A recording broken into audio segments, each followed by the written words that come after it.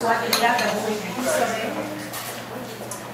Alors, bonsoir et bienvenue au 30e et non le moins 30e conférence d'Espace Santé.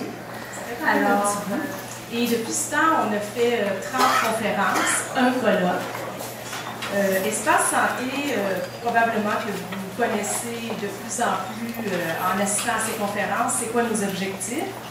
Notre objectif est de favoriser le développement d'une conscience politique chez les acteurs du réseau de la santé.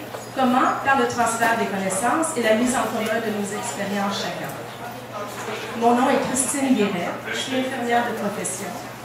Et c'est un plaisir pour moi d'être administratrice dans le conseil d'administration d'Espace Santé. C'est un vrai plaisir d'être avec vous ce soir pour notre 30e conférence d'Espace Santé. Dans la salle, juste comme ça, je suis curieuse de savoir combien de personnes a un médecin de famille, pas dans le privé, et qui a vu au courant de la dernière année à main levée. Quand même. Quand même. D'accord. Il y en a qui sont comme pas sûrs, là.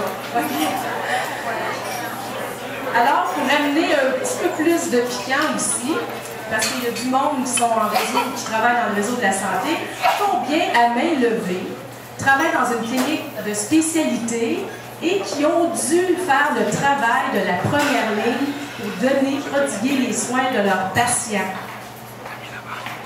Est-ce qu'il y a des personnes que c'est arrivé parce que, admettons, il y avait une infection urinaire de patient et il n'y avait pas de possibilité de voir un médecin de famille? Ça vous arrive pas? Ah, excusez, je suis myope un peu. Ah! OK, bien moi aussi, je lève ma main. Ça m'arrive quand même très souvent. Je travaille auprès de la clientèle de la sclérose en plaques et souvent, ils n'ont pas de médecin de famille malgré une maladie chronique assez importante. Et on doit pallier à tous les autres symptômes. Prescrire la pilule anovulante. On ne fait pas quand même de test PAP, c'est gynécologique, c'est quand même des neurologues. Mais on doit pallier à toute cette problématique-là.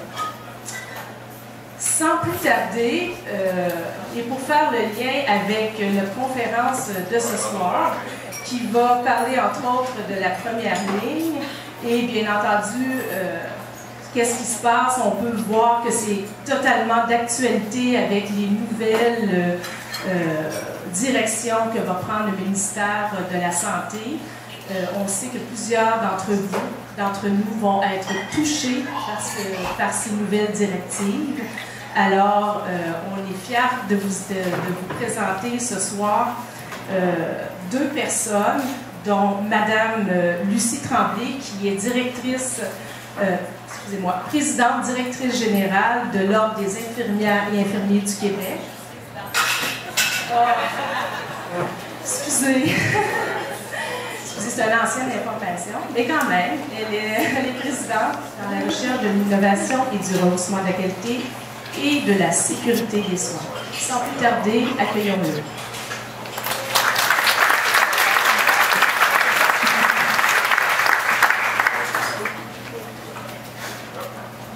Bien, bonjour tout le monde, ça me fait plaisir d'être ici ce soir, de revoir plusieurs personnes que je n'avais pas vues depuis un certain temps, depuis que j'ai quitté le réseau. Et puis des personnes aussi avec lesquelles j'ai la chance de travailler au quotidien. Donc, on vous l'a dit, mon rôle principal, c'est les relations avec les autres professionnels depuis le Collège des médecins, maintenant depuis 3 ans. Donc, dans le réseau de la santé, je pense qu'il y a quand même des paramètres qui sont importants de remettre de l'avant. Et puis, je vais parler aussi des interfaces, oui, avec les infirmières. On a beaucoup de dossiers, on travaille conjointement le Collège des médecins, mais aussi avec d'autres ordres professionnels. Vous rappelez donc le Collège des médecins, notre mission, c'est médecine de qualité au service du public. Vous rappelez aussi qu'il y a 45 ordres professionnels. Il y en a 26 ordres professionnels seulement en santé et services sociaux. Et ça, pour ça, je peux vous dire qu'on est assez champion quand on se compare avec les autres provinces ou même les autres systèmes de santé à travers le monde, même en Europe ou ailleurs. On a vraiment une palette de compétences importantes qui reflète les nouvelles connaissances aussi qui nous arrivent là, au quotidien dans ces différentes disciplines-là. Mais qui dit plusieurs ordres professionnels dit aussi opportunité d'avancement ou opportunité de conflit aussi, de temps en temps. La résistance au changement aussi à certains égards, je vais vous en reparler. Au Québec, on a un système professionnel qui mise sur l'autorégulation, qui se démarque beaucoup par rapport à ce qu'on retrouve dans d'autres pays. On a fait le pari au Québec que par les pairs, on pouvait le mieux s'autoréguler, que ce soit par rapport à la qualité des soins, maintien des compétences, discipline, etc. Et cette autorégulation-là nous est donnée par la société. Donc, c'est un pouvoir, d'une certaine façon, un droit qui nous est donné, mais qui pourrait aussi nous être retiré. Il n'y a rien qui empêcherait les gouvernements de dire, écoutez, telle profession ou les professions dans leur ensemble, vous n'avez pas rempli votre mandat d'autorégulation, donc on pourrait vous retirer ce mandat-là et on va peut-être envisager de le faire autrement. C'est sûr que nous autres, c'est pas ça qu'on souhaite. Je pense que la majorité des ordres non plus. Donc, on a tout avantage à trouver des formules pour aider et justement voir comment on peut déployer les compétences. Ce soir, le principal sujet, c'est la première ligne. Il n'y a pas personne. Je n'ai pas personne à convaincre ici qu'une première ligne forte, dynamique, diversifiée, multidisciplinaire, ça permet de rehausser la qualité, l'accessibilité, la sécurité des soins. Toutes les études le démontrent à travers le monde. Je ne pense pas que je suis là pour vous convaincre de ça, mais peut-être pour essayer de voir des stratégies en termes d'évolution, changement, pratique et puis ouverture sur les autres professions. Il y a une autre chose qui est importante de dire, c'est que nous autres, les autres professionnels, on doit s'assurer que, le Collège de médecins en gros, et tous les autres, que nos membres sont compétents et que nos membres offrent des services de qualité. Et je vous dirais que pour 95% en moyenne, 95% du membership de tous les autres professionnels, on peut dire que les gens sont très compétents, ils offrent des services de qualité. D'ailleurs, tout le monde le dit, dès qu'on rentre dans le système de santé, on est satisfait, le taux de satisfaction de la qualité est important. Donc, nous autres, au niveau des ordres, on est là pour déployer ces compétences. On est là pour offrir des ordres professionnels de palette de compétences. Et là, le gouvernement ou les services ou le privé va venir se servir par rapport à ces compétences-là. Donc, on doit s'assurer qu'ils soient tout à fait à la fine pointe de la connaissance et de la technologie. Une chose qu'il faut se rappeler, c'est que l'organisation des services, ça ne relève pas des ordres professionnels. Mais l'organisation des services, là, ça relève du gouvernement. C'est à travers des orientations gouvernementales que c'est vise. C'est tellement vrai que quand on a décidé à la fin des années, juste avant à la fin des années 90, de faire des économies, on a décidé unilatéralement de mettre à la retraite plusieurs professionnels de la santé, y compris des médecins. On a décidé unilatéralement qu'on coupait les admissions en médecine. Ça s'est coupé pendant plusieurs années de façon importante et on a vécu un ressac de tout ça au cours des dernières années en rétrospective. Donc oui, les autres professionnels ont un pouvoir d'influence. On peut donner notre avis par rapport à l'organisation des soins, un peu comme on va en discuter ce soir, mais ça demeure limité. C'est le gouvernement qui demeure avec les derniers mots. Puis je pense qu'on en a un bel exemple dernièrement avec les orientations qui sont prises. L'autre chose que je dois vous dire, c'est que le Collège des médecins, comme tous les autres ordres professionnels, demain matin, on sera dans un système privé-privé, complètement privé, sans régime public, un peu comme on vit aux États-Unis ou dans d'autres juridictions. Les collèges des médecins continuent à vivre de la même façon qu'aujourd'hui. Il n'y a aucun changement. Le code de déontologie, la qualité de la pratique, le maintien des compétences, on est assujettis aux mêmes règles. Nous autres, le système est complètement privé demain matin, on continue de fonctionner exactement de la même façon qu'au Collège des médecins. Il est complètement public, on continue à fonctionner de la même façon, puis il y a un mix des deux, on continue à fonctionner de la même façon. Il ne faut pas l'oublier. Donc, une autre chose aussi par rapport à la médecine de famille, le Collège des médecins, on a eu des élections la semaine dernière, on a un nouveau conseil d'administration, mais à la prochaine rencontre qui est prévue la semaine prochaine, il y a une recommandation pour une modernisation d'un énoncé de position par rapport aux médecins de famille, où on veut insister sur la collaboration interprofessionnelle, parce que la collaboration interprofessionnelle aussi, il y a une question d'éducation, il y a une question aussi de comment on a été formé, puis on le voit avec les plus jeunes médecins. Ils ont été plus formés aussi à travailler en équipe. Ça n'a pas été toujours le cas au niveau des médecins. On voit les difficultés que ça nous amène là, à certains égards, que ce soit par rapport à l'accès ou à la qualité des soins. Donc, on réfère beaucoup au professionnalisme, l'importance de l'interdisciplinarité, puis de plus en plus le partenariat avec le patient. Ça, c'est des éléments qui sont importants et qui vont être importants aussi dans les virages qui s'annoncent au cours des prochains mois. L'autre chose aussi, c'est quand on dit professionnel, on dit autonomie professionnelle. Et il faut faire attention, autant au niveau de la médecine qu'autant de d'autres professions. C'est toujours l'équilibre entre l'autonomie professionnelle et l'interdisciplinarité qu'on veut tant mettre en place. Et ça, toutes les études aussi à travers le monde le démontrent. Plus on travaille de façon intégrée et en équipe, plus on rehausse la qualité et la sécurité des soins. Ça, c'est clair. C'est bien démontré, surtout en situation complexe, maladie chronique, etc. Mais il ne faut pas que l'autonomie professionnelle se fasse au détriment de l'interdisciplinarité, puis en bout de piste, au détriment de la qualité et de la sécurité des soins, puis dire que moi, je suis autonome, je fais ce que je veux, même si tu dis ça, moi, c'est dans cette direction que je vais.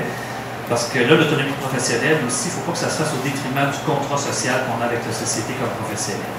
Et ça, c'est un enjeu aussi où chaque professionnel doit se regarder par rapport à sa propre pratique. Fait que par rapport à la première ligne, comme je vous disais, la littérature, elle est abondante et puis elle est peu remise en question par rapport à l'importance d'avoir une première ligne forte, accessible et puis toute la différence que ça peut apporter. Mais il y a des choses quand même qu'il faut redire. Puis je me suis inspiré beaucoup d'une intervention que j'avais faite à Laval pour les premiers rendez-vous en santé au mois de juin dernier. J'avais divisé ça. Il y a des choses qu'on sait là, qui sont claires. Il y a des choses qu'on sait qu'il faut faire, mais qu'on réussit plus ou moins bien à faire. Puis comment on pourrait y arriver par rapport à la première ligne, puis c'est vrai aussi par rapport à la médecine spécialisée. Mais il y a des choses qui sont sûres. Tu sais, la fin du 20e siècle, le 20e siècle, c'est terminé. Il n'y a personne qui remet ça en cause. L'autre chose qui est sûre aussi, c'est que l'espérance de vie, elle s'est améliorée. Malgré qu'on manque de médecins de famille, malgré que pas tout le monde a un médecin de famille, malgré qu'il demeure difficile il y a une amélioration, de l'espérance de vie. Ça aussi, ça se mesure bien. Ça, c'est une mesure, il y a beaucoup de mesures, de statistiques qu'on peut contester. Et ça, l'espérance de vie, c'est dur à contester parce que tu respires ou tu respires. Fait que si tu es vivant ou tu es mort. Et puis ça se calcule bien dans une société. Et là, on est capable de calculer l'espérance de vie. Mais au Québec, là, hommes et femmes, on a dépassé les 80 ans en termes d'espérance de vie. Sur la planète, là, on est, je pense, rendu le 5e endroit où on vit le plus vieux sur Terre. Peut-être qu'on a des gains à faire en termes de fin d'année de vie, mais ça, il faut ça le rappeler. À chaque jour, on gagne 2 heures à 2 heures et demie d'espérance de vie au Québec. Encore. Peut-être que ça va se ralentir là, au cours des prochaines années. Là, on parle à cause des problèmes d'embonpoint, etc. Mais on gagne encore à chaque jour 2 heures à 2 heures et demie en espérance de vie. Fait que calculer ça sur 365 jours, on continue comme ça. De plus en plus aussi, on connaît bien les déterminants sociaux de la santé. Les déterminants sont bien l'éducation, le loyer, etc. L'organisation des soins, c'est le 8e ou 9e en termes d'influence par rapport à l'espérance de vie.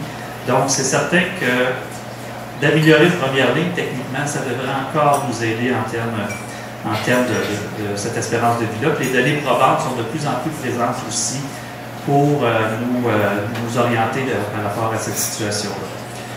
Une autre chose aussi que j'ai indiqué, c'est que la communication seule ne suffit pas. C'est pas parce que je vous ai envoyé un courriel que là, je suis plus responsable et vous avez reçu l'information et je peux m'en laver les mains. Il faut aller au-delà de la communication. Il faut faire un effort de compréhension réciproque quand on travaille en équipe, quand on travaille en première ligne avec d'autres professionnels de la santé et avec les patients. Je ne sais pas si je faisais encore lever la main la dernière fois que vous avez été voir votre médecin de famille, parce que tout le monde y a été la dernière année, parce que j'ai pu voir. Est-ce que votre médecin de famille, à la fin de l'entrevue, vous a demandé ce que vous aviez compris de ce qu'il vous avait dit? Et est-ce que vous a demandé si vous compreniez bien les tests qu'il vous prescrivait, et si vous compreniez bien aussi la médication que vous preniez? Ça, c'est sûr que dans un élément, c'est sûr que si on communique, qu'on donne juste l'information comme je le fais actuellement, puis que je ne vais pas vérifier ce que vous retenez de ce que j'ai dit, peut-être que vous ne retenez rien actuellement, vous retenez certaines choses, mais là, il y a un ajustement au niveau de la communication qui ne se fait pas. Et ça, c'est des principes de base qui commencent dans la relation entre le professionnel et le patient. C'est la même chose avec les équipes, etc. Fait que ces éléments-là sont aussi importants. On a encore beaucoup de travail à faire et avec nos médecins et en travaillant en équipe au niveau du système de santé. L'autre chose aussi, c'est que le commissaire de la santé nous offre de plus en plus de données avec lesquelles il va falloir regarder comment on fait évoluer notre système en première ligne. Malheureusement, au Québec, on a produit beaucoup de rapports, on a beaucoup de données, mais il n'y a personne qui s'en sert. Ou on s'en sert très mal. Et quand on met des réformes de l'avant, on ne les suit pas. Bel exemple, c'est la procréation assistée. Là. On a mis ça de l'avant, ça a été mal suivi. Il y avait même un comité de vigie qui avait été prévu, qui ne s'est jamais réuni. Et puis là, on voit qu'il y a des difficultés, qu'on est en train de remettre en question le programme. Fait que ça, on a un manque de rigueur intellectuelle en termes de ce qu'on met en place, puis du manque de suivi aussi qu'on fait. Fait que ça aussi, c'est une réalité. Puis l'autre chose qui existe, puis dont on est certain, c'est la résistance au changement.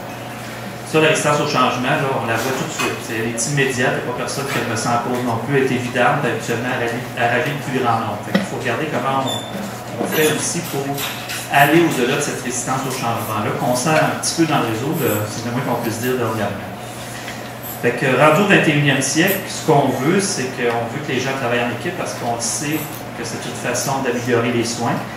Et puis, moi, mon travail au Collège des médecins, c'est ça, c'est de regarder avec les autres professionnels, en vertu des nouvelles connaissances, des nouvelles compétences, comment on peut déployer mieux les talents des différents professionnels de la santé. Mais il y a quand même des efforts qui sont faits dans le réseau de la santé. Je regarde les groupes de médecine de famille qui ont été mis en place.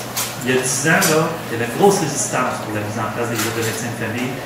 Les médecins résistaient beaucoup à la mise en place des groupes de médecine de famille. Tout à coup, on a réussi à vaincre cette résistance-là, à faire de l'accompagnement, de la pédagogie, etc. Aujourd'hui, je vous mets au défi de trouver un médecin de famille au Québec qui voudrait revenir en arrière. Quand on parle de groupe de médecine de famille, on parle aussi de d'autres professionnels qui viennent se joindre aux médecins. Et puis, depuis 10 ans, c'était beaucoup les infirmières. Mais j'ai ressorti, puis je ne sais pas jusqu'à quel point vous connaissez ça, mais dans la dernière année, il y a des guides d'intégration des professionnels au GMF qui sont sortis et que je trouve très intéressant. Fait qu'ici, il y a l'infirmière clinicienne. On parle de l'activité professionnelle en GMF, on parle du travail en interdisciplinarité, puis on donne des exemples où l'infirmière peut faire la différence, entre autres dans le suivi diabétique, maladie chronique, et on donne des exemples pratico-pratiques selon les régions du Québec. Mais il n'y a pas juste pour les infirmières, on parle des nutritionnistes. Parce que une critique qu'on nous fait souvent, c'est qu'on connaît peu les autres professionnels de la santé. Donc, si on ne les connaît pas, comment on va les utiliser si on ne connaît pas leurs compétences? Fait il y a un guide qui existe aussi pour les nutritionnistes. Tout ça, c'est sur Internet. Et ça, c'est déployé vers les médecins de famille, les autres professionnels de la santé pour voir justement les opportunités en termes des clientèles à desservir, etc. Travailleurs sociaux, toujours en GMF, guide d'intégration, inhalothérapeute, physiothérapeute, et puis on a même les kinésiologues. Même si on n'a pas d'autres professionnels, les kinésiologues là, ont réussi à avoir une reconnaissance aussi à travers ces fiches-là. Je vous encourage, si vous pouvez retenir ça de ma conférence, c'est peut-être d'aller voir ça, parce que c'est des outils qui sont intéressants, qui sont bien faits, et qui nous mettent dans l'action aussi par rapport à la première ligne, un déploiement, une consolidation, etc. Avec l'Ordre des infirmières, c'est sûr qu'on travaille toute l'ouverture par rapport à la profession d'infirmière, par rapport au droit de prescrire. Lucie va sûrement vous en parler. Les infirmières praticiennes spécialisées, les ordonnances collectives nationales. Je fais partie du comité aussi de suivi au niveau national avec Geneviève qui est ici aussi.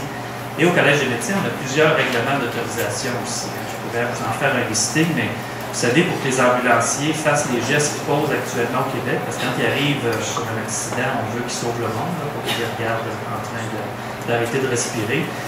On a autorisé beaucoup d'activités aux ambulanciers. On parle maintenant même de services avancés pour les techniciens en service préhospitalier d'urgence. Et il y a plusieurs professions pour lesquelles on autorise des activités justement pour permettre un déploiement de l'expertise de différents professionnels, des fois qui n'ont pas d'ordre professionnel, mais pour faire en sorte qu'il y ait une plus-value par rapport au traitement à offrir. L'autre chose, c'est que les patients sont de plus en plus connaissants et exigeants. Ça, c'est une bonne chose aussi. Et ils vont souhaiter donc, la première ligne. C'est sûr que, et là, il y a eu comme une tempête médiatique cet été, là, je n'en ai pas personne, là, mais c'est sûr que si on arrive un jour que tout le monde a son médecin de famille et qu'il n'est pas accessible, c'est pas très bon. niveau du message que ça passe au niveau de la population. Puis la population, je pense, pourrait se questionner à ce moment-là si on ne réussit pas à être accessible quand on est suffisamment nombreux et qu'on est normalement bien organisé par rapport à comment l'autorégulation se fait et comment le contrat social se négocie. Et là, il pourrait y avoir des décisions qui pourraient être prises. Donc, on a tout avantage à regarder comment on fait bien ça puis comment aussi on partage les activités avec les autres professionnels de la santé. Moi, je vous dirais que le patient, là, ça devrait toujours être notre primauté. On devrait toujours, quand on a des situations difficiles, compliquées, que ce soit en première ligne ou ailleurs, le remettre au centre. Puis, je vous le dis, même quand on travaille en équipe, c'est pas long que le patient il s'éloigne souvent. Il faut toujours le ramener en plein milieu, un peu comme quand vous allez dans les projets d'addiction.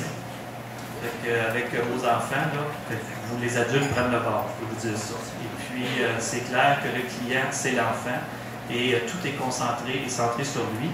Je pense qu'il va falloir se diriger vers ça. Il faut que le patient sente que c'est lui là, qui est au centre de ce qui lui arrive, puis c'est lui qui est le principal témoin aussi de ce qui lui arrive. Il y a tout un enjeu de synchronisation entre les professionnels de la santé, mais aussi avec le patient pour s'assurer qu'il comprend bien les directives, qu'il les accepte, les directives aussi, puis qu'on est sur la même longueur d'onde. L'autre chose aussi, sans que ça soit notre domaine au Collège des médecins, c'est clair qu'on voit, puis quand on regarde les différents systèmes de santé, les incitatifs financiers vont souvent orienter l'organisation des soins. C'est sûr que s'il y a des incitatifs financiers qui sont rattachés à l'accessibilité d'un médecin, comme ça s'est fait en Angleterre, ça pourrait amener des modifications importantes par rapport à la distribution des soins éventuellement. La même chose pour les ordonnances collectives nationales. C'est sûr que si n'importe on disait telle ordonnance collective nationale, si le médecin l'utilise, parce que nous autres, on l'a validé, revalidé, et on considère là, que ça serait très utile de déployer ça, puis qu'un incitatif financier, que ce soit pour les médecins, que ce soit pour d'autres professionnels de la santé, souvent, ça va orienter aussi les comportements professionnels. C'est bien démontré aussi ça dans la littérature. L'autre chose aussi, puis c'est un phénomène qu'on voit, que moi qui me frappe de plein fond depuis au Collège des médecins, c'est il y a beaucoup de dossiers qu'on travaille avec les autres professionnels, que ce soit avec les technologues en radiologie, les technologistes médicaux, les inhalothérapeutes, les infirmières et autres. On travaille fort sur des dossiers justement pour permettre un meilleur déploiement à plusieurs égards et tout à coup, on voit que ça bloque. Et ça bloque beaucoup au niveau, actuellement, j'ai plusieurs dossiers qui bloquent avec le ministère de l'Éducation. Et ça crée une frustration certaine. Je peux vous dire que déjà au Collège des médecins, on a demandé une rencontre avec Dr. Bolduc, ça tombe bien, on l'avait aussi. Et puis, parce qu'on a l'impression que les deux ministères ne se parlent pas beaucoup, et que là aussi, il y a de la résistance au changement qui se déploie. Et il va falloir quelque chose, il faut qu'il y ait une synergie véritable aussi, parce qu'on a bien beau vouloir tout faire, là, mais il faut que les universités, il faut que les maisons d'enseignement suivent aussi par rapport aux orientations qu'on veut donner par rapport à la première ligne. En gros, c'est un petit peu le message que je voulais vous livrer, un petit peu les paramètres dans lesquels on travaille actuellement. Et puis, c'est certain là, que je pense que le ministre, en plus de ce qu'il a annoncé la semaine passée, s'en vient avec d'autres annonces qui vont aller dans le sens, je pense, de plusieurs des éléments là, que je viens de vous dire, puis peut-être d'autres, on verra. Merci.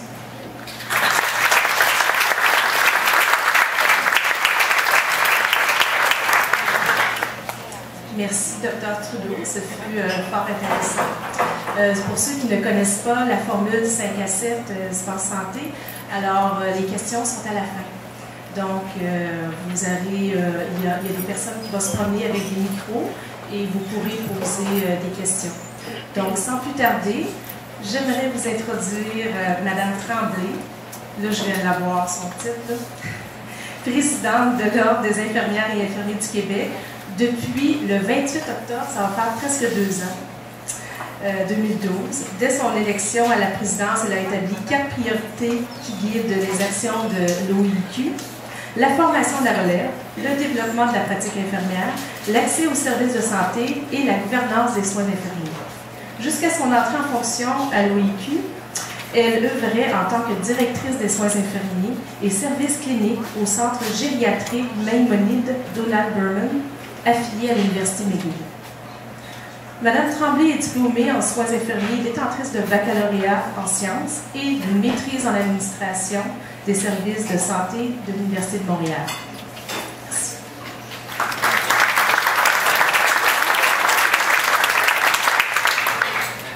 Écoutez, c'est très impressionnant de vous voir ici au Newton. Je ne m'attendais pas à avoir une foule aussi grande, ni d'avoir devant moi un CD. C'est quand même intéressant. Écoutez, Jean-Bernard a tracé le rôle des ordres professionnels en termes d'autorégulation. Et vous savez, des fois, il faut illustrer son propos par une phrase courte. Moi, j'aime à prétendre que le rôle de l'ordre des infirmières, parce que c'est de cet ordre-là que je veux vous parler, c'est de protéger le public par et avec les infirmières. Alors, comment on met de l'avant des moyens pour assurer ce mandat-là? Vous savez, ça fait 40 ans que les ordres professionnels existent. Et lors de leur création, le monde était bien différent d'aujourd'hui. On a juste à penser aux communications. Imaginez qu'il n'y avait pas de téléphone mobile, pas de tablette, pas d'ordi. On s'envoyait des lettres par la poste. On prenait le temps d'y recevoir par la poste. On prenait le temps d'y répondre. C'est dans un monde tout à fait différent qu'on travaille aujourd'hui, mais aussi avec des problématiques de santé complètement différentes. Parce qu'à l'époque, la création du système professionnel, les gens utilisaient le système de santé bien souvent pour des problèmes qui étaient immédiats, aigus, pour lesquels ils allaient consulter, on réglait le problème et c'était terminé. En 2014, puis Jean-Bernard en a parlé tantôt, on a une espérance de vie qui est de plus en plus grande. Je ne savais pas qu'on gagnait 2 heures à tous les jours. C'est extraordinaire. Mais cette espérance de vie-là qui augmente a aussi des conséquences. Premièrement, il faudrait qu'on admette que c'est un grand succès parce qu'on entend souvent parler des échecs du réseau de la santé, ce qui ne fonctionne pas, mais le fait que cette espérance de vie-là augmente à cette vitesse-là, il y a quand même un succès derrière ça. Mais ce succès-là s'accompagne du fait que les gens vivent plus vieux avec des problématiques plus complexes et davantage de maladies chroniques. En fait, c'est 50% des gens qui souffrent aujourd'hui d'une maladie chronique. Pas les personnes âgées, là. Les 12 ans et plus, 50% de la population ont un problème de maladie chronique. Alors, il devient évident qu'il faut qu'on change la façon de donner les soins. L'hôpital ne peut pas être la porte d'entrée, et même si ça fait pas loin de 40 ans qu'on parle de rapprocher la première ligne, de donner davantage de soins à la première ligne, il va falloir qu'on prenne action rapidement, sinon ça risque d'être la fin de notre système de santé. Alors, les professionnels de la santé, on est là pour répondre aux besoins de la population. Je viens de vous le dire, on vit plus vieux, on a davantage de maladies chroniques. Alors, comment est-ce qu'on peut faire pour s'ajuster davantage? Tous les pays du monde font ce constat-là et font un virage vers la première ligne. On n'est pas différent ici. Les systèmes de santé qui sont les plus performants, où est-ce que, vous avez sans doute lu, c'était Francis Veil récemment, qui était en Finlande, je pense, qui disait « zéro attente à l'urgence », mais ces pays-là ont pris des décisions pour faire en sorte que la porte d'entrée, elle ne se situe pas à l'urgence, que ils sont aussi en santé, aussi malades que nous dans ces pays-là, donc ils ont besoin d'accéder aux services, mais ils s'y prennent d'une autre façon. Il y a vraiment un virage qui a été fait très important pour que les services de première ligne soient accessibles et donc d'éviter de congestionner les urgences. Même si au Québec, on fait ce constat-là, on semble vraiment avoir de la difficulté à procéder au changement. Puis ça peut s'expliquer de différentes façons. Tantôt, Jean-Bernard parlait des incitatifs financiers, mais on peut se questionner sur le mode de financement même de notre réseau de la santé, où est-ce qu'on a 3 enveloppes distinctes, où est-ce qu'il n'y a pas de bec verseur d'une enveloppe à l'autre. Donc, on a l'enveloppe médicaments, on a l'enveloppe RAMQ, puis on a l'enveloppe de réseau. Alors, si un établissement de santé choisit qu'un professionnel qui a dans la RAMQ, on va dire un docteur, fasse une action, bien, ça ne coûte rien au réseau de la santé, mais collectivement, ça nous coûte tout quelque chose. Donc, il faut se poser la question, comment on fait pour avoir le bon professionnel au bon endroit, avec le bon patient, quelque part. Et cette réflexion-là est probablement associée au système de santé. Et ça, tous les gens qui parlent de transformation du réseau de la santé, ils voient là un élément hyper important pour favoriser le changement. On parle à peu près dans tous les documents de l'importance du financement et aussi du partage de l'information. Et ça aussi, on a tout qu'un défi et on est en retard sur bien des collègues de d'autres provinces, mais de d'autres pays dans le partage de l'information clinique. Moi qui ne suis pas très bonne dans les chiffres, vous allez me permettre de regarder ma feuille. On dit dans une enquête internationale du Commonwealth en 2011 que les Québécois font partie des gens qui reçoivent le moins de coordination de leur épisode de soins. Dans les autres provinces, dans les autres pays, il y a une coordination de l'épisode de soins qui est beaucoup plus grande que ce qu'on fait ici. Alors, c'est quoi les constats? Je vais essayer de ramasser un petit peu. Les constats, c'est que l'accessibilité, elle est de plus en plus difficile, inégale. On a parlé tantôt d'accès aux médecins de famille. On a une salle en or parce que, normalement, quand on regarde la population, c'est à peu près une personne sur 4 qui n'a pas de médecin de famille. Ces gens-là qui n'ont pas de médecin de famille, qu'est-ce qu'ils font quand il y a un épisode de soins? Bien sûr, ils vont aller consulter où la porte est ouverte, ils vont aller à l'urgence. Alors, ils sont des consommateurs de soins à l'urgence et pour la majorité de ces gens-là, ils sont en priorité 4, ils n'ont pas 4 ou 5, ils n'ont pas nécessairement besoin d'aller à l'urgence de l'hôpital, mais ils voient difficilement où aller d'autre. Je dirais que c'est une demi-vérité, ce que je vous dis là, c'est que parfois la population ne connaît pas non plus les services. Et je vous dirais, bien honnêtement, presque un peu naïvement, qu'une chatte en perdrait ses chatons. Parce qu'on va-tu au CLSC, on va-tu au GMF, à la clinique réseau, à la super clinique, à la polyclinique. Il y a tellement de noms qu'à un moment donné, le citoyen moyen se pose la question où est-ce qu'elle est la porte d'entrée, puis comment je fais pour accéder à un médecin de famille. Puis je sais que pour tous les gens qui travaillent dans le réseau, à quel point vous portez un effort pour faire connaître ces services-là, que vous avez mis des systèmes pour que le citoyen puisse téléphoner puis demander où se fait l'accès. Mais je ne suis pas sûre que ça touche encore tous les citoyens. Il reste du travail à faire de façon importante.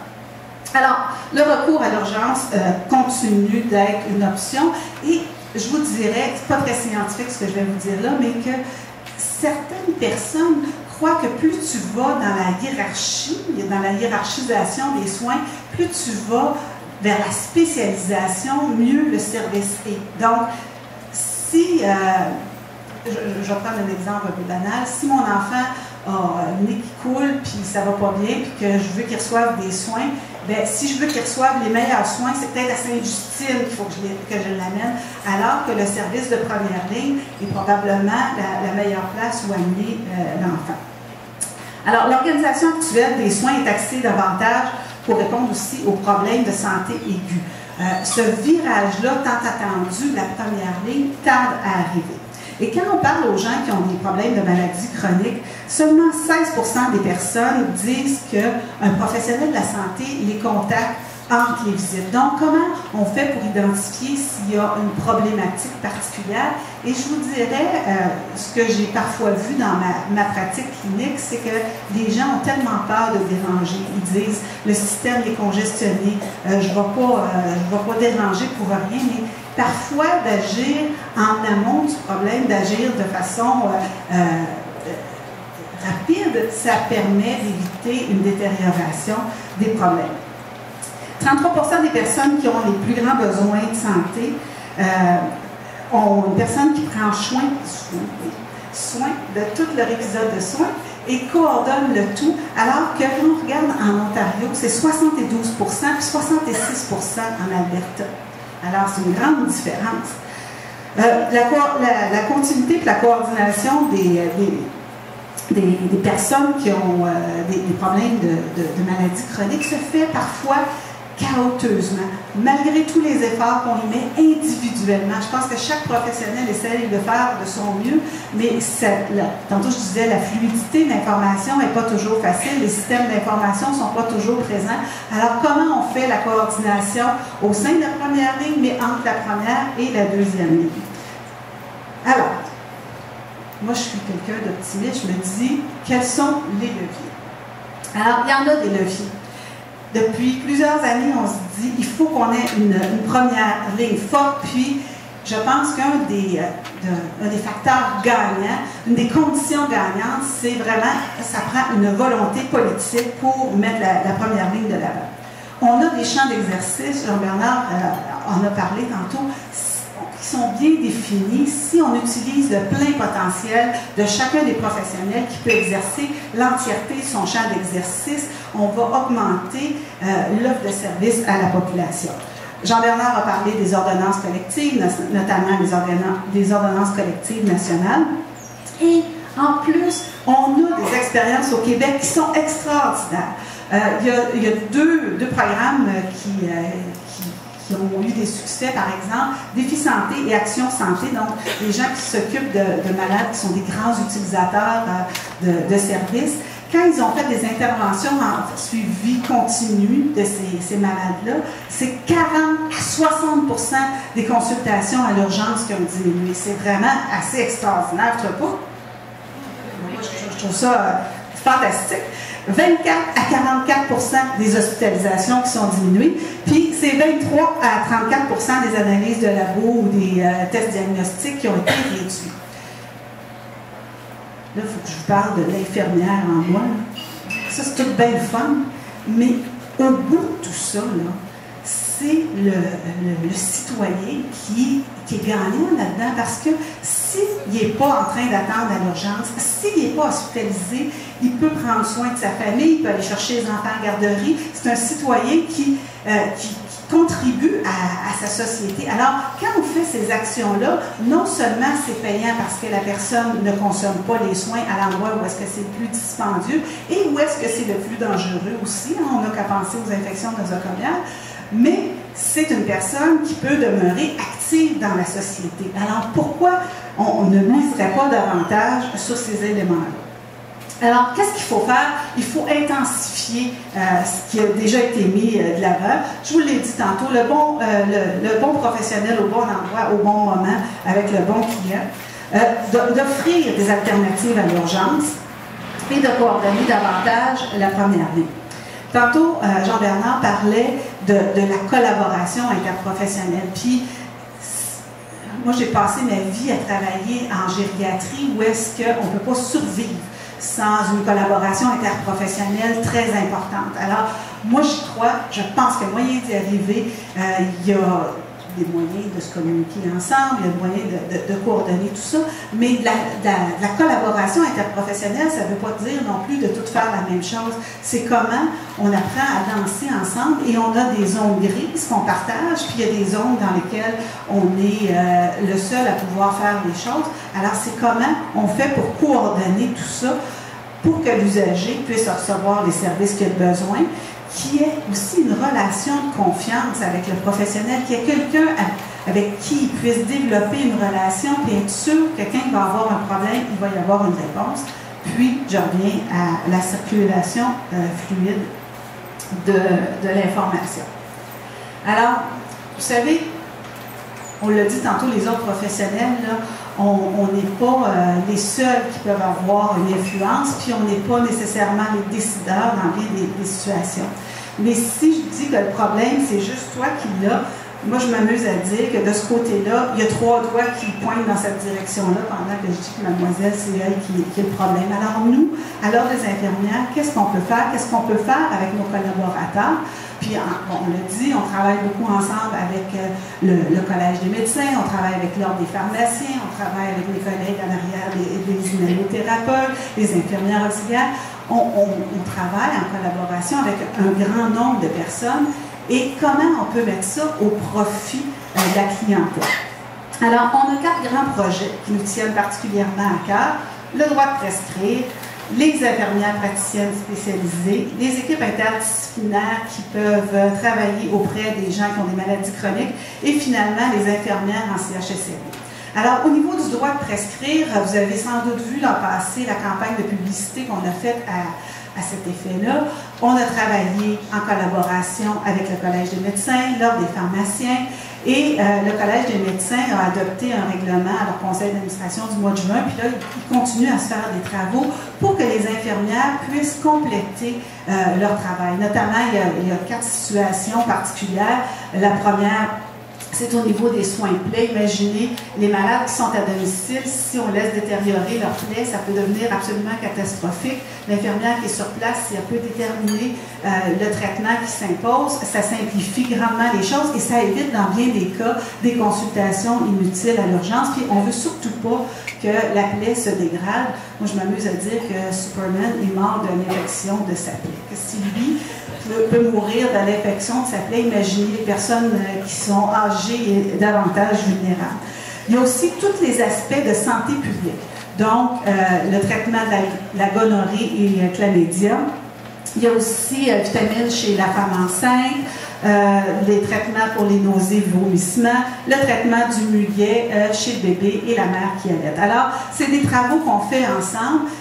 Au cours des 2 dernières années, j'ai appris à beaucoup respirer parce que ces processus-là, quand on les travaille ensemble dans le système professionnel, ça prend toujours beaucoup de temps. Que nos dossiers qui vont bien, je vous regarde les collègues des ordres, un dossier qui va bien, là, ça prend 2, 3 ans avant d'aboutir sur le terrain. Alors, soyez pas découragés. On pense que le droit de prescrire, vous comprendrez que ça améliore l'accès, ça facilite la fluidité de l'information, ça évite la chronicisation, je l'ai pratiqué tout l'après-midi, je ne suis pas capable de le dire, la chronicisation des plaies, puis ça évite la fragmentation des services. Au niveau des IPS, Jean-Bernard y a fait référence, les IPS sont une ressource extraordinaire sur le terrain pour prendre en charge certains malades qui ont besoin de soins.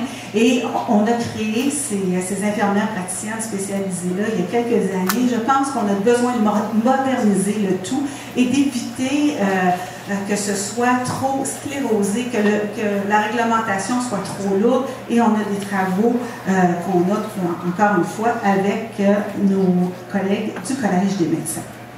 Je pense une plus-value pour la population. Vous avez entendu en campagne électorale le Parti libéral annoncer la présence de 2000 IPS. Ça semble toujours être leur vision d'avoir 2000 IPS d'ici les 10 prochaines années. Alors, pour la population, je pense que c'est vraiment un plus. Des équipes interprofessionnelles de gestion et de suivi de maladies chroniques, on a commencé à travailler, en tout cas de réfléchir. On est vraiment là, dans la phase hyper embryonnaire. Comment, nous, les autres professionnels, on peut faciliter ce travail-là. On l'a dit tantôt, c'est pas nous qui faisons de l'organisation du travail, mais est-ce qu'il y a des facteurs facilitants qu'on peut mettre de l'avant au niveau des autres professionnels, que ce soit pharmaciens, allothérapeutes, infirmières, médecins, pour faciliter la prise en charge? Tantôt, on le disait, il y a des guides qui sont là. Et les autres professionnels ont réussi à faire des guides de pratique collaborative. Est-ce qu'il y a quelque chose qu'on pourrait faire à ce niveau-là? Vous savez que récemment, l'Ordre des ergothérapeutes, des physiothérapeutes et des infirmières, on a émis un guide de pratique collaborative sur les soins de plaie. Il y a quelques oui. Si vous n'avez pas eu la chance de le voir, je vous invite fortement à aller sur notre site web chercher l'information parce que c'est du bonbon. Parce que si, au niveau des autres professionnels, on essaie de s'entendre mais que ça ne descend pas dans les milieux, bien là, on a un petit problème. Déjà, là, on a un travail ici où est-ce qu'on essaie de se coordonner. Les infirmières en CHSLD, bon, vous savez, j'ai un petit billet, j'y ai travaillé pendant longtemps, mais l'Ordre a pris une position l'an dernier pour assurer une présence en nombre suffisant d'infirmières sur tous les corps de travail. Et 1 an plus tard, ça s'avère qu'il y a une directive ministérielle qui exige qu'il y ait des infirmières de jour, de soir, de nuit dans tous les centres d'hébergement. Pourquoi c'est important? Parce que l'infirmière, comme le médecin, c'est la personne qui peut faire l'évaluation de l'état de santé physique et mentale et ça lui permet d'évaluer correctement le malade pour éviter, ou l'usager ou le résident, pour éviter qu'il soit transféré à l'hôpital. Et ça, pour le résident, c'est une plus-value, mais aussi pour l'ensemble du système de santé. Et dans notre prise de position, on souhaitait avoir des infirmières praticiennes qui travaillent aussi dans ces CHSLD-là, où est-ce qu'il y a un besoin qui est tellement grand d'assurer des suivis. Et on travaille en ce moment, tant le Collège des médecins que nous, avec le ministère de la Santé, sur des projets vitrines d'infirmières praticiennes dans les CHSLD. Alors ça aussi, je pense que c'est un élément qui permet d'améliorer l'accès aux soins, notamment aux soins de première ligne. Alors, je vous ai parlé de 4 projets qui nous tiennent à cœur, que ce soit le droit de prescrire à des infirmières praticiennes, une meilleure coordination de la gestion des maladies chroniques et finalement une présence en CHSLD. Je pense que ce sont des projets concrets pour améliorer la première ligne, des projets concrets qui se font non seulement avec des infirmières, mais avec tout un groupe qui travaille ensemble. De ce temps-ci, Xavier Delan est pas mal hot. Alors, vous me permettrez de finir sur une citation de Xavier qui dit que tout est possible à qui rêve, travaille et n'abandonne jamais. Alors, 100 fois sur le métier, on va remettre le travail pour s'assurer que la population, ce qui nous anime... Deux ordonnances collectives différentes. Transformer le 2 en Z, c'est un joug. Les pharmaciens qui n'ont pas aucune plus-value. Puis on a des ordonnances collectives nationales. Qu'est-ce que les ordres vont faire pour descendre ça dans le milieu? Parce que quand j'en parle, mon DRMG, le GMF, l'ordonnance collective, c'est pas pour eux autres. Ils les ont, les ordonnances collectives. S'ils les prennent, ils vont changer la virgule qui va faire que c'est plus une ordonnance collective nationale. Là-dessus, là, on a mis beaucoup d'énergie. Chacun a fait ses ordonnances collectives. Et là, heureusement, c'est l'INES qui les a faites. C'est validé, ça va être revalidé. Et là, on voit que ça ne descend pas dans le terrain. Moi, je m'attends à ce que les hommes fassent quelque chose dans le plan d'action pour que ça donne un effet finalement.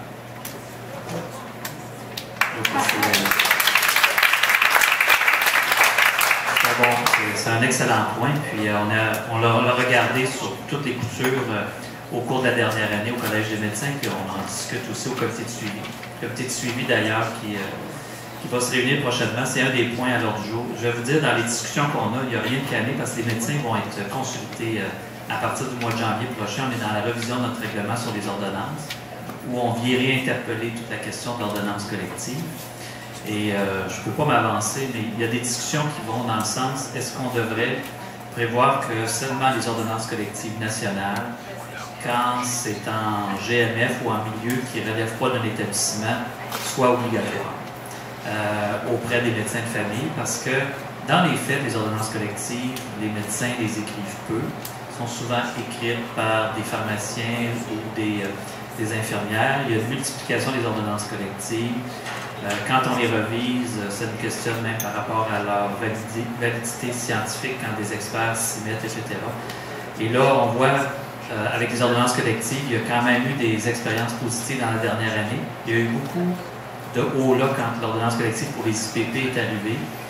Mais écoutez, juste après quelques mois, c'est plusieurs dizaines de millions qu'on vient de sauver de façon récurrente dans le système de santé. Ça ne paraît pas actuellement par cette ordonnance collective nationale-là. On a une commande actuellement du ministre d'en produire 10 par année, et puis, ou de reviser celles déjà existantes. Donc, il y a vraiment une orientation qui va dans le sens d'avoir des ordonnances collectives nationales validées. Et il va falloir travailler avec le terrain, là, cet élément-là. Et il y a toutes les ordonnances collectives qui sont développées aussi dans les établissements de santé. Je pense qu'il ne faudra pas empêcher les CFDP quand même, selon les réalités ou les spécialités des établissements, de les poursuivre. Mais je peux vous dire que c'est une préoccupation importante au Collège des médecins parce que ça nous arrive autant via l'inspection professionnelle que via le syndic. Il y a plusieurs signaux actuellement qui nous inquiètent. Il y a aussi des ordonnances collectives qui se développent beaucoup dans le privé actuellement. Ça nous questionne par rapport aux injections de Botox, par rapport à toute la médecine esthétique versus ce qui était souhaité des ordonnances collectives dans le milieu de la santé. Fait qu'il y a plusieurs questionnements que ça soulève et c'est sûr qu'au cours de la prochaine année, là, il va falloir regarder comment on reprend la baisse là, parce que initialement, quand ça avait été développé il y a 10 ans, ça devait être un outil de flexibilité, mais sur le terrain proche. Mais là, avec la multiplication des bains, on a de la misère à s'y retrouver. Et on voit par contre qu'avec les ordonnances collectives nationales, il y a une certaine résistance là aussi là, en termes de déploiement sur le terrain, mais je pense qu'on est dans une voie intéressante, là, puis on a une commande aussi là, qui est claire, là, qui nous arrive du ministère. Je pense que vous avez fait le tour. Je n'ai pas d'autres choses à ajouter. Je pense que les ordonnances collectives nationales, c'était déjà un pas vers l'avant. D'en développer davantage puis de les faire descendre, c'est la solution.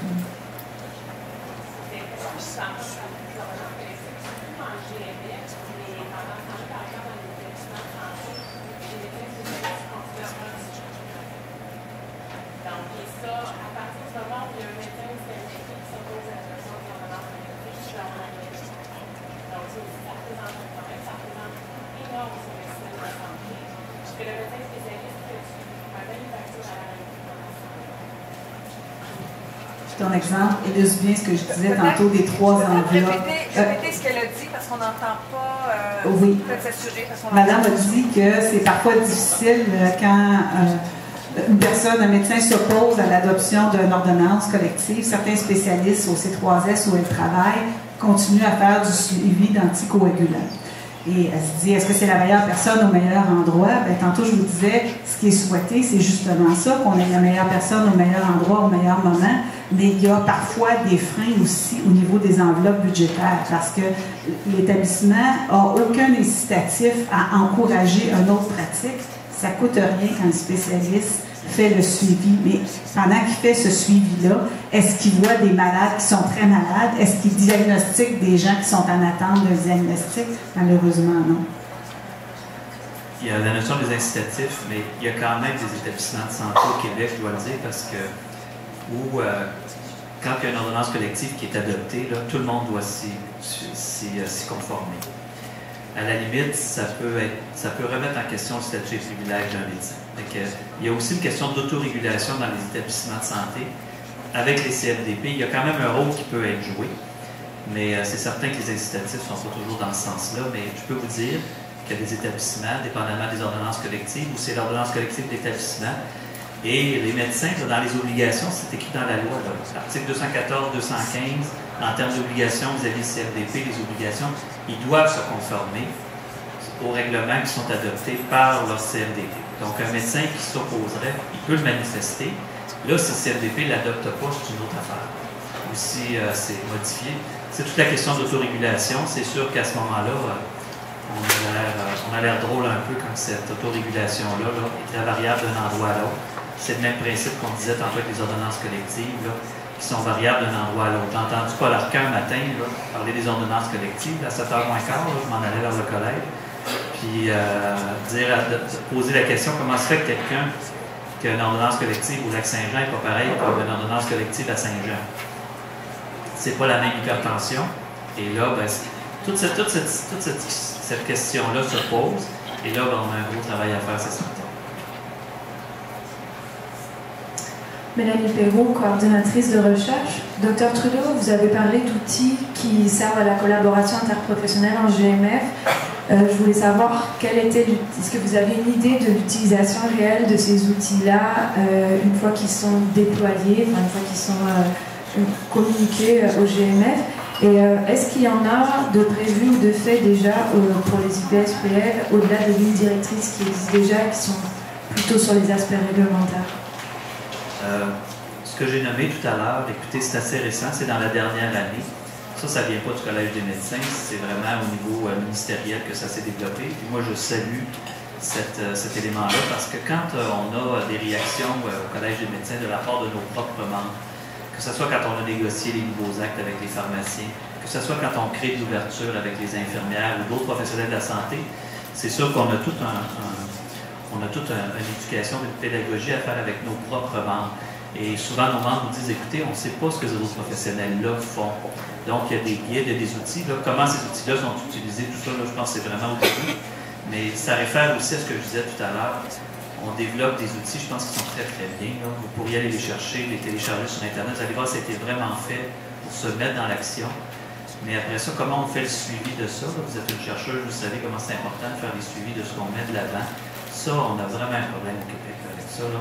Le manque de suivi, de vigie par rapport aux situations. Puis c'est ce qu'on avait prévu avec les pharmaciens, avec les nouveaux actes, puis ça va être la même chose avec les infirmières. Il faut faire la vigie de ce qu'on met en place parce que quand ça retrousse, là, la machine qui retrousse depuis tantôt, là, il faut réagir plus rapidement qu'on le fait, puis on laisse les choses traîner, puis vous le savez, tout ce qui traîne se salit. Par rapport aux IPS, première ligne, écoutez, oui, il y a les lignes directrices qui sont développées conjointement, mais il y a tout un groupe, je pense, de chercheurs. Daniel Contandriopoulos avec son équipe. Il y a aussi Mme Jean là, de Rivière-du-Loup qui avaient chacun développé un site Internet, là, justement de connaissances, d'informations, de partage aussi avec les médecins partenaires qui ont fusionné ensemble, puis qui est très bien. Ça n'empêche pas les autres de développer en fonction de ces lignes directrices-là. Là.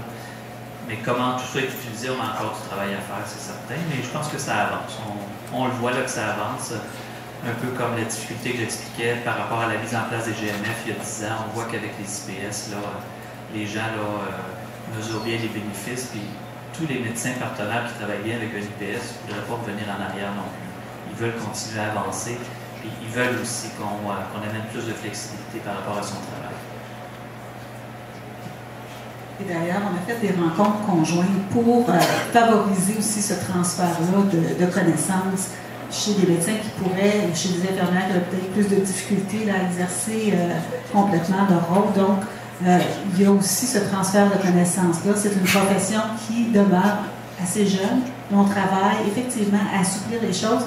Et à mon sens, tout le projet d'IPS en CHSLD pourrait être un puissant levier pour faire avancer les choses.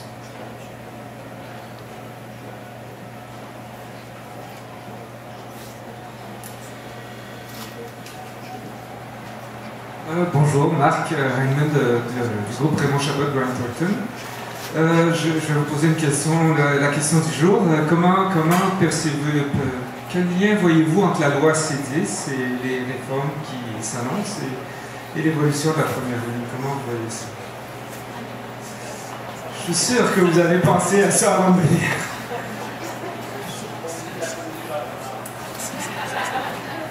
Le spécialiste de la première ligne est placé en avant dans le jeu.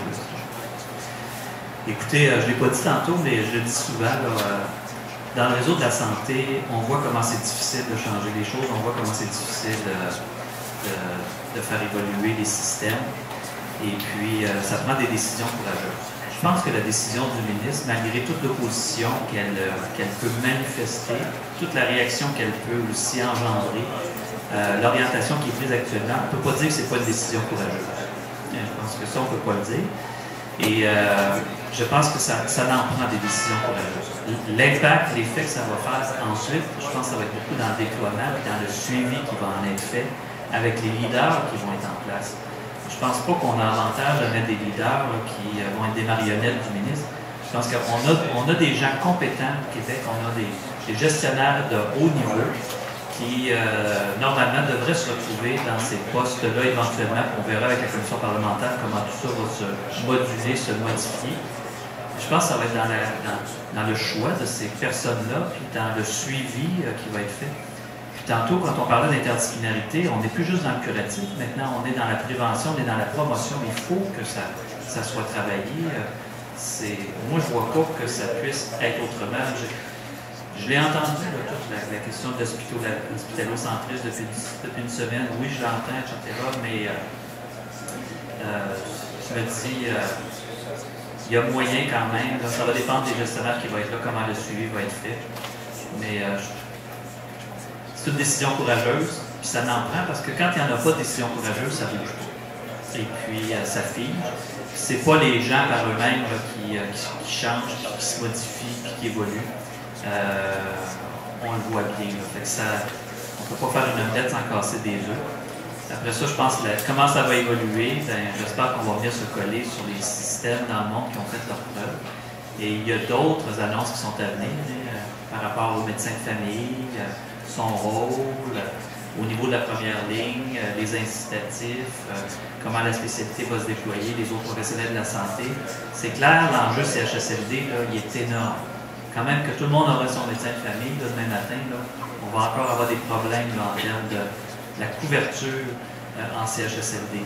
C'est sûr qu'il faut ouvrir là-dessus, il faut les CPS éventuellement, les infirmières, d'autres professionnels de la santé, là, les pharmaciens. Là, on va avoir besoin de tout le monde là, pour réussir cette transformation. Moi, ce que j'aimerais beaucoup entendre, c'est effectivement le ministre nous dire clairement que c'est vers la première ligne qu'on s'en va.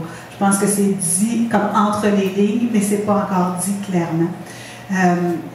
Et pour pouvoir répondre aux besoins de la population, il faut être éclairé sur les besoins de la population. Et moi, je pense qu'une transformation comme ça nécessite d'avoir une gouverne en soins infirmiers qui est forte, qui va pouvoir éclairer les dirigeants, prendre des bonnes décisions, parce que c'est pas juste une question de changer les structures, c'est vraiment l'objectif, c'est de donner une meilleure accessibilité, c'est de donner des meilleurs soins. Alors, il faut tenir en compte ces besoins de la population-là, puis je pense que les dirigeants doivent être éclairés en ce sens-là.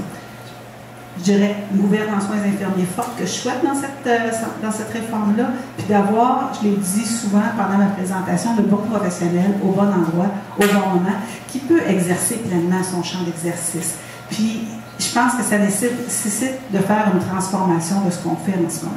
Alors, c'est un peu précoce de se prononcer en ce moment parce qu'on n'a pas tous les éléments. Nous, alors, on a choisi de se poser un petit peu, de réfléchir, puis d'amener une position d'ici quelques semaines.